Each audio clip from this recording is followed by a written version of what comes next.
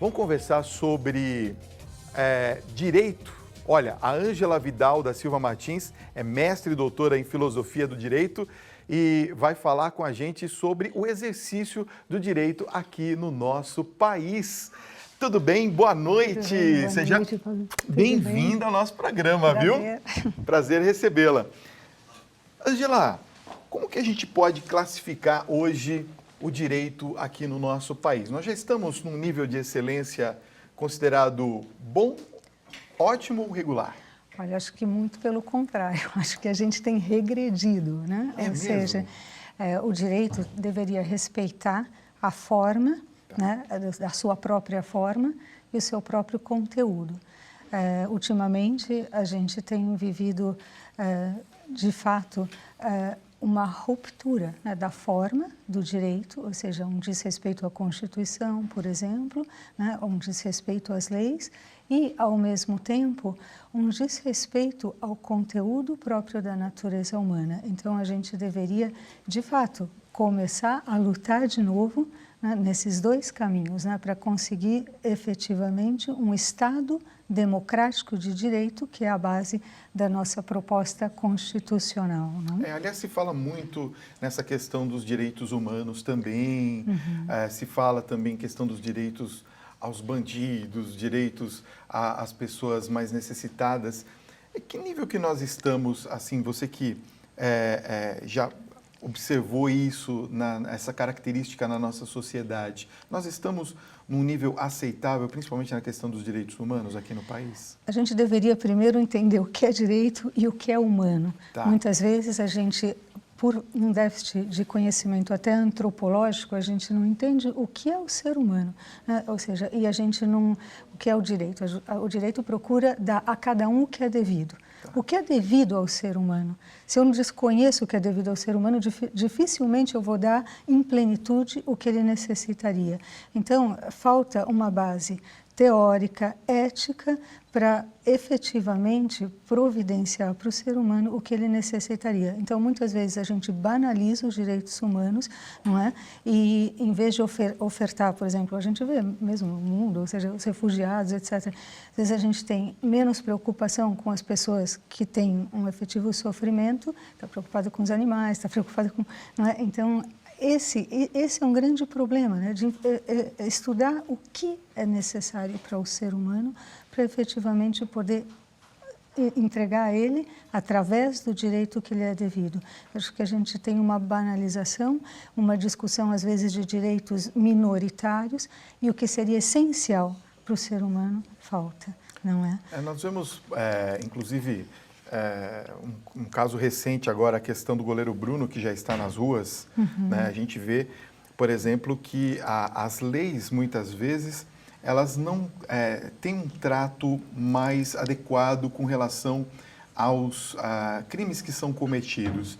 Você vê que há uma necessidade da reforma do Código Penal, por exemplo, aqui no país? Olha, eu penso que a gente deveria rever, mas sem desrespeitar, né, exatamente o que a gente tem como forma da lei hoje.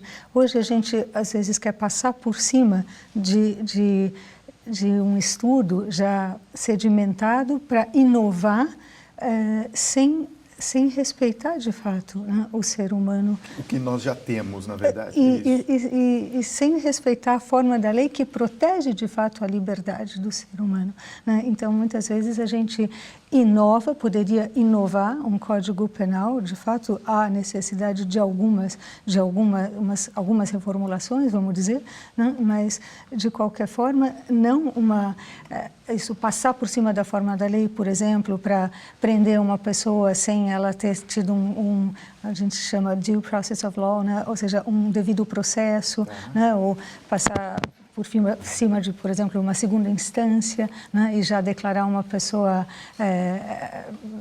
condenada em primeira instância, por exemplo. Então, tem que ver, isso não é um estudo isso de uma hora para outra, não é verdade? E também não se muda uma totalidade de um código, não é? Quer dizer, nós não podemos acabar com tudo e começar do zero, é isso que você está querendo me dizer. Exato. A gente tem que ir aperfeiçoando para que o código tenha mais elementos e que ajude também os advogados a terem essas ferramentas. Sim, de certa forma, sim. Por outro lado, a gente tem que pensar que, às vezes, uma necessidade momentânea que a gente tenha, né, não quer dizer que a gente tenha que, né, desbarrancar tudo que foi feito antes. E, ao mesmo tempo, às vezes, parece que aquilo vai solucionar um problema agora, né? Então, assim, vamos julgar uma pessoa, por exemplo, nesse caso da segunda instância. Então, vamos condenar uma pessoa em primeira instância, por exemplo, né? Ou seja, ela tem o direito de ser... né, com direito de defesa, aquela história toda, né? Até a sentença transitada em julgado. Então, a gente não pode já colocar numa prisão, por exemplo. Então, às vezes, a gente, para solucionar um problema, né, isso momentâneo, né, que de fato ocorre, a gente pode passar por cima, às vezes, de uma forma da lei já estabelecida, às vezes mudando rapidamente, sem pensar na transcendência, né, a gente muda pragmaticamente uma situação, sem pensar na transcendência daquilo a longo prazo. Não é por isso que no direito a gente deve ser cauteloso, não? Eu venho dos Estados Unidos e lá, por exemplo, um juiz para mudar uma lei não sendo codificada, né? Lá eles são common law, né? Eles pensam 10 vezes antes de overrule, né? Antes de passar por cima, né, de decisões já que são precedentes, etc. Por quê? Porque é sério uma mudança no direito, né? Agora, evidentemente, o direito ele significa estabilidade, ele significa ordem na sociedade, né? Mas, ou seja, se eu quero mudar, eu tenho que mudar com prudência, e não porque a opinião pública me pressiona, não porque, de repente, eu ignoro o que está escrito na Constituição, como a gente tem visto o nosso, infelizmente, Supremo Tribunal Federal, que por esse caminho, né, de que interpreta, está escrito isso, mas nós pensamos assim. Muito pessoal, né? é isso que você quer dizer? É como a gente chama hoje de ativismo judicial, né? Eu dou a minha conotação, a minha interpretação da Constituição ocasionalmente, né, para esse caso, só que é a minha interpretação personalizada, que a gente chama ativismo judicial, que procede de uma teoria que chama neoconstitucionalismo. Eu posso inovar a Constituição pragmaticamente, politicamente, para o que me interessa no momento. E isso é um desrespeito à segurança jurídica do país. Não. Você vê quando a gente tem uma opinião abalizada, como é diferente, né? Ô, Ângela, eu queria te fazer uma pergunta, né? Por que você escolheu o direito, hein? Será que teve uma influência direta do seu pai ou não? Olha, eu de fato, assim, o meu desejo era ser diplomata, né? Eu estudei muitas línguas. Aliás, meu pai sempre fomentou muito estudo em casa. A gente estudou muito, estudei línguas, depois tinha muita paixão pelo multiculturalismo. E eu entrei na faculdade de Direito pensando em ser diplomata. Mas eu comecei a estagiar com meu pai. Meu pai e minha mãe casaram na São Francisco, né, na USP. Sim. Então, daí, os dois são apaixonados pelo direito. Então, vendo a paixão, estagiando com meu pai, eu falei, não, eu vou continuar a carreira. Apaixonou-se, né? Fiquei por aí, sim. Então, aliás, seu pai é um dos maiores juristas que eu conheço aqui no país, é um querido nosso, inclusive, aqui da Rede Vida. Agora, você já chegou a pensar numa outra profissão ou não? Ou já estava decidida mesmo? Foi isso. Eu pensei em ser diplomata, mas depois, trabalhando com meu pai, que aliás não é só um grande jurista, para mim é um grande pai, né? Acho que conhecer ele também, agora voltando e fazer muitos Doutor anos Ives que eu estava Gandra, para quem está nos acompanhando e ainda não sabe. Agora, você também é professora, não é? Eu sou professora. Pois é. E o que te aproximou assim das salas de aula? Seriam os alunos, o gosto pelo ensino?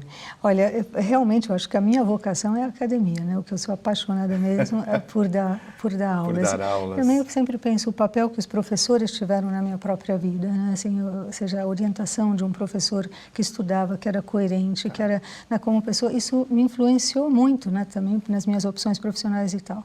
E eu desejava também ajudar positivamente os alunos, porque eu vejo muita necessidade hoje, né, de haver professores que se dediquem efetivamente aos alunos. Hoje, muitos colegas até falam, hoje os alunos não estão interessados. Eu sempre falo isso, olha, ok, eles não estão interessados e a gente também não se interessa. Então, é o pacto da mediocridade. Assim, a gente não vai mudar um país, a gente não vai mudar uma nação. Então, eu tenho uma paixão mesmo por me dedicar aos alunos. Né? Agora, há um descompasso, você acha, Ângela, entre o que é ensinado na sala de aula e a prática hoje no país? No direito? No direito, olha, eu acho que a teoria está muito fraca, de fato, porque as pessoas são muito pragmáticas. Se ensina muito rapidamente, aí a prática, e a teoria está deficitária. Tu aprende no tranco, vamos dizer, não é? E ao mesmo tempo, toda a formação ética que necessitaria um advogado, por exemplo, é deficitária também. Então é muito difícil depois tu saber o que é justiça, o que é dar cada um devido, se tu não estudou efetivamente, né, e vai decidir politicamente. Por outro lado, também se fomenta muito o autointeresse.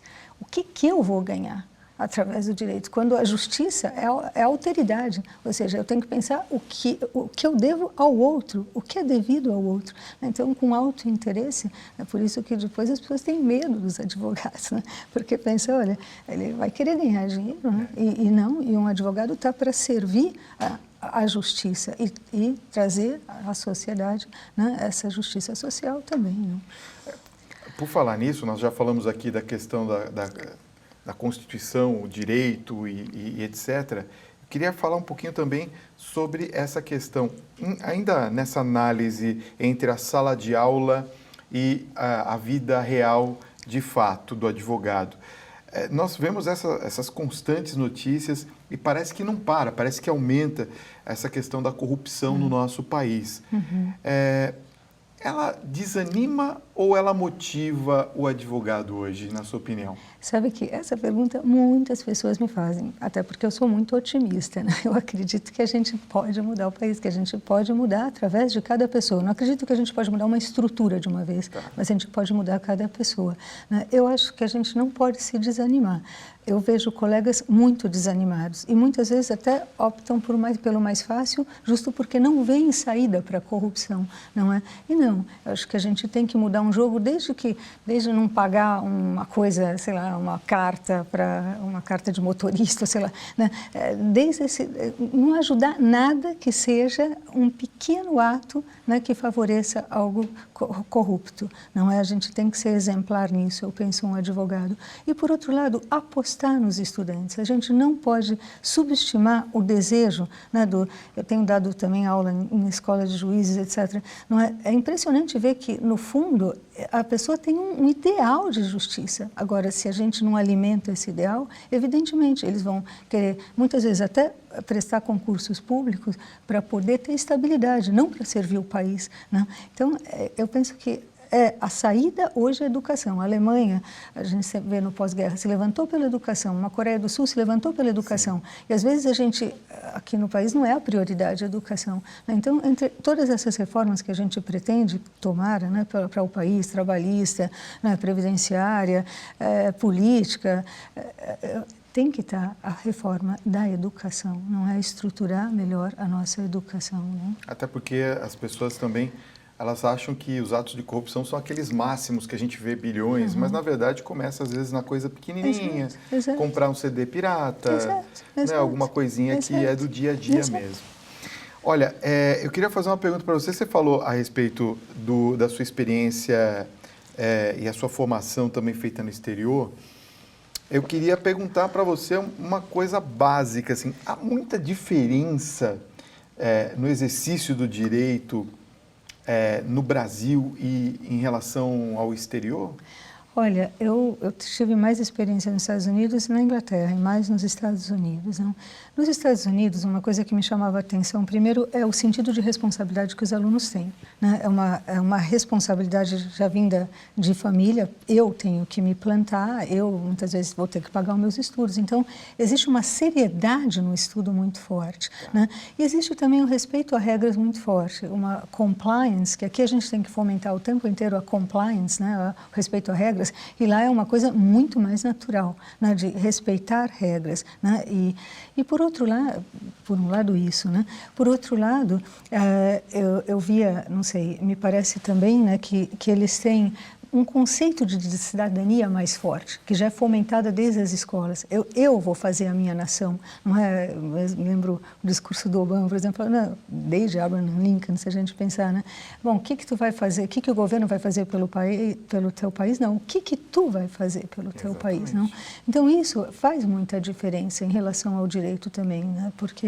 Porque há um desejo de fortalecer o país através do direito e do respeito a regras, que aqui a gente não vê tanto apreço, né, por esse objetivo, não? Agora, nós falamos aqui, por exemplo, das coisas que podem motivar os advogados no futuro. O que move a Ângela, assim, para o futuro? Assim, no campo profissional mesmo, acadêmico ou até pessoal? Olha, o que mais me move mesmo, essa paixão pelos alunos, é a formação de uma nova, dos novos magistrados, dos novos advogados, dos novos políticos, né? E em 3 áreas, objetivamente, né? Primeiro, eu vejo que é preciso fazer refletir.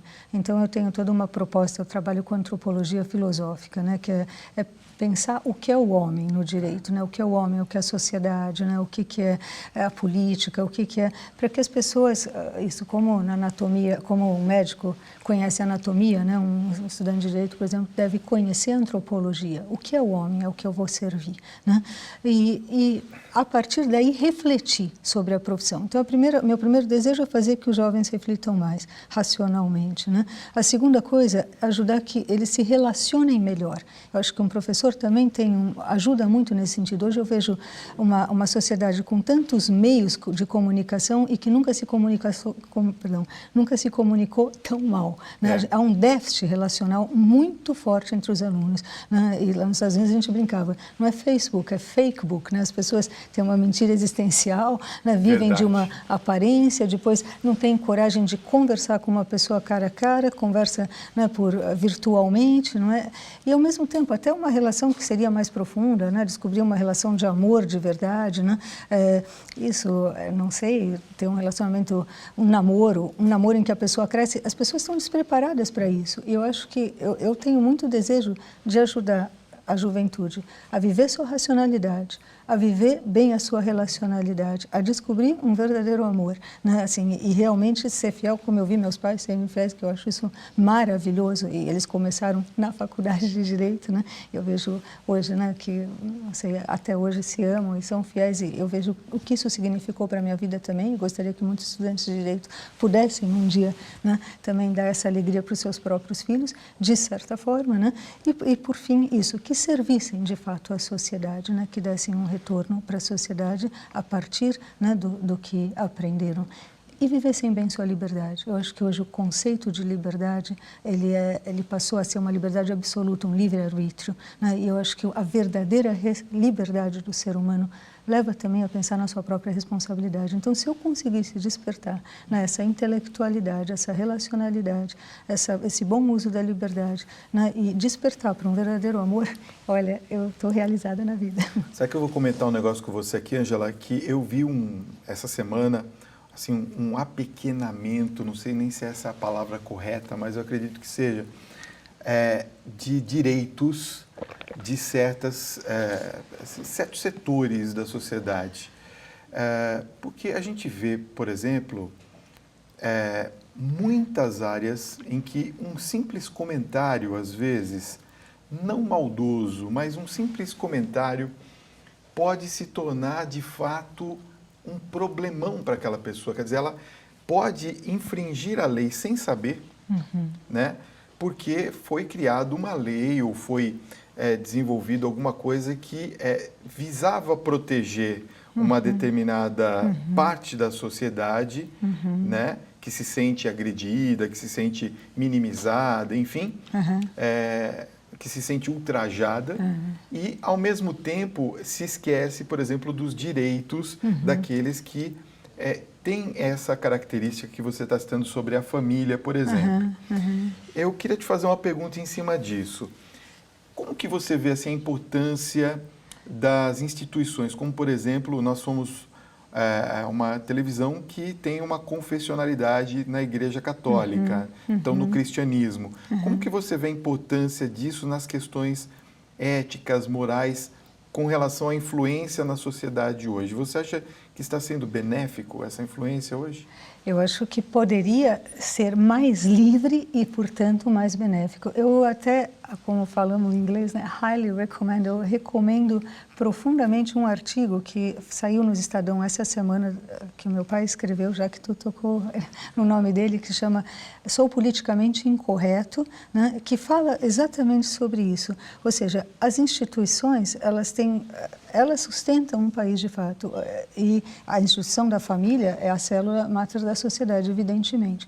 Ao mesmo tempo, né, hoje a gente destrói a família pela mídia e, por outro lado, uma minoria, né, não deixa uma maioria, num país, por exemplo, que é 80% da população é católica, não pode se expressar justo por essa minoria. Não existe uma verdadeira liberdade de expressão, né? Existe um fundamentalismo, né?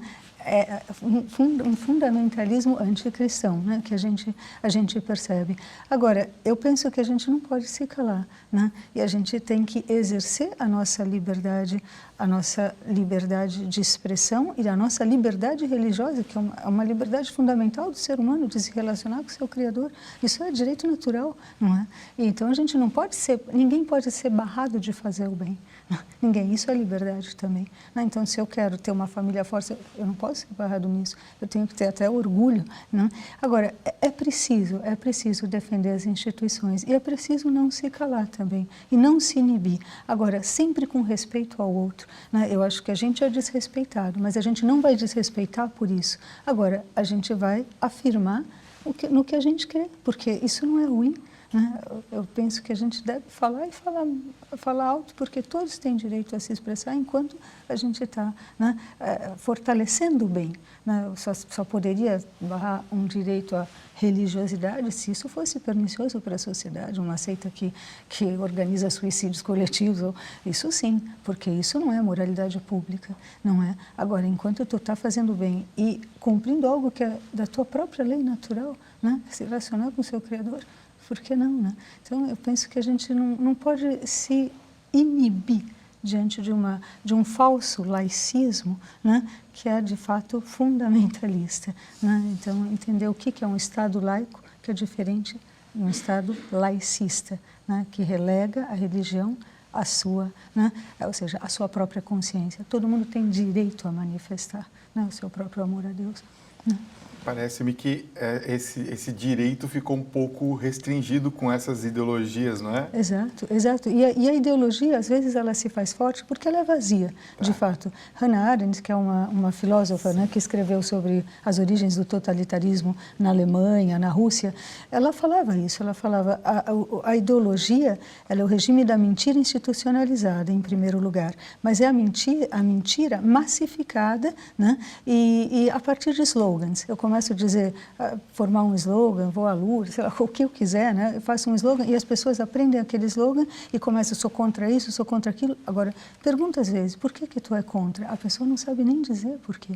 Porque a ideologia se faz forte, né? Isso, por repetição, não por conteúdo, não por, né, profundidade. Então, é preciso que a gente, isso combata talvez uma ideologia, primeiro com a própria coerência, sendo coerentes, né? Com a própria convicção, não se amedrontando de ser coerente, né? E, por outro lado, falando claro, né? E mostrando a profundidade. Né? Olha, seja, por que tu é contra a família? Por que tu é contra isso? Por que né? E a pessoa, às vezes, os ideólogos, as ideologias não têm respostas, não tem uma resposta em completude, como a gente diz filosoficamente. Né? Por isso que é preciso desmascarar essas ideologias. Agora, sem faltar a caridade com as pessoas. Não é através do grito, é através da reflexão e muitas vezes da amizade. Conversando, né? Sendo amigo das pessoas, a gente pode chegar a conversas mais profundas e assim ajudar as pessoas a se abrirem à verdade. Não? Que papo mais gostoso. Queria agradecer sua presença, profundo. doutora Ângela Vidal da Silva Martins, que é mestre e doutora em Filosofia do Direito. Obrigado pela sua presença nessa eu que agradeço essa oportunidade. Viu?